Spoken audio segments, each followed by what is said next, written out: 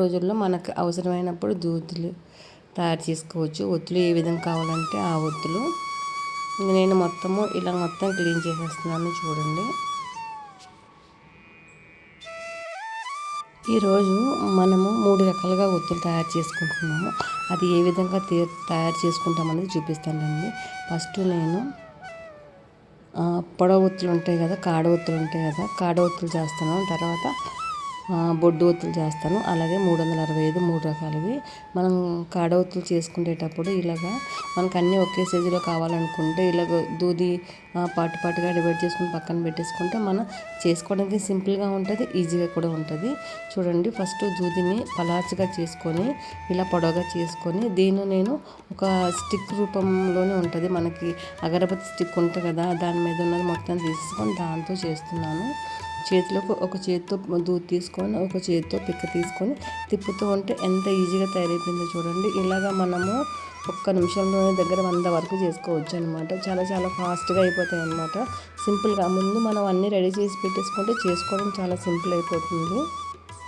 ఎంత సింపుల్గా అయిపోతుందో చూడండి.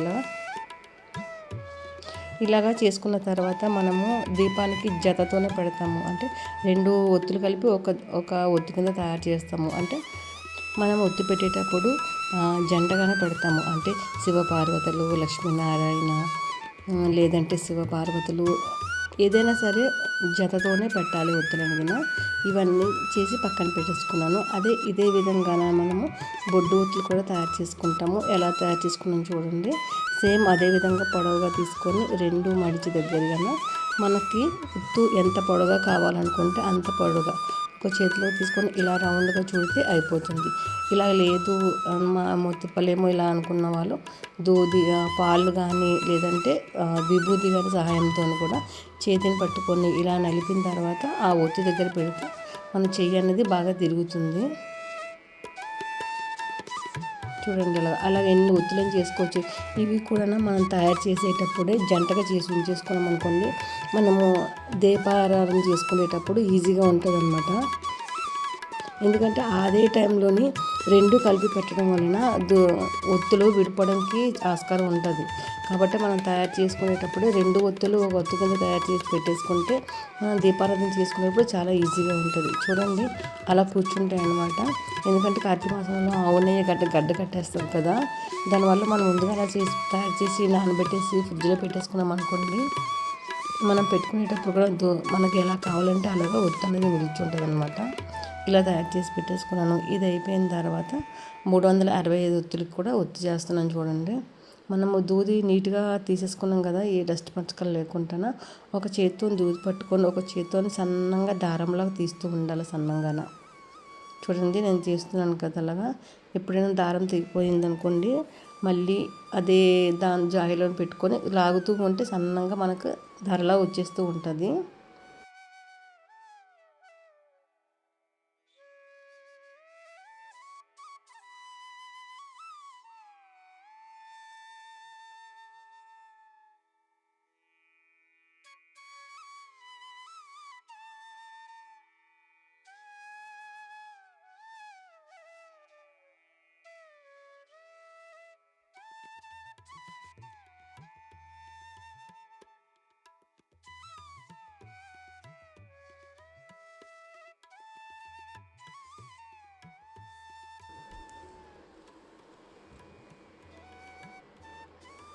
మనము ఇలాగ తయారు చేసుకున్న దూదిని ఒక బుక్ కానీ ఏదైనా పెట్టుకొని ఇలాగ సన్నంగా రౌండ్ చుట్టుకోవాలన్నమాట.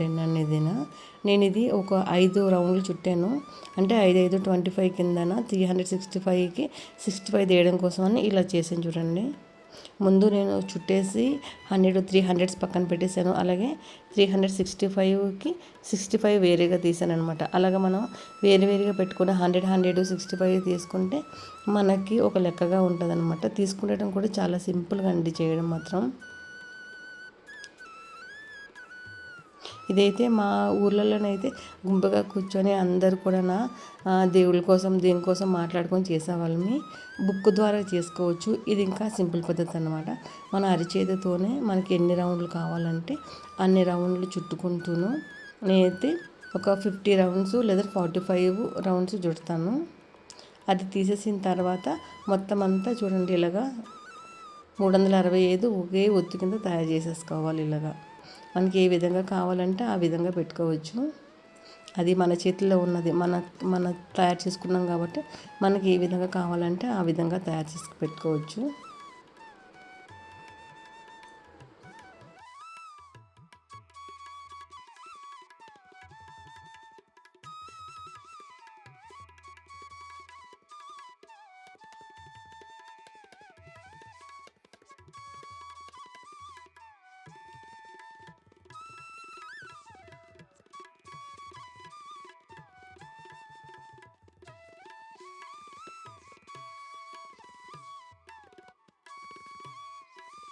చూడండి, నేను 3 రకాలుగా ఒత్తులు తయారు చేసుకున్నాను. ఒకటి 365, అలాగే బొడ్డు ఒత్తులు, అలాగే కాడ ఒత్తులు కూడాను.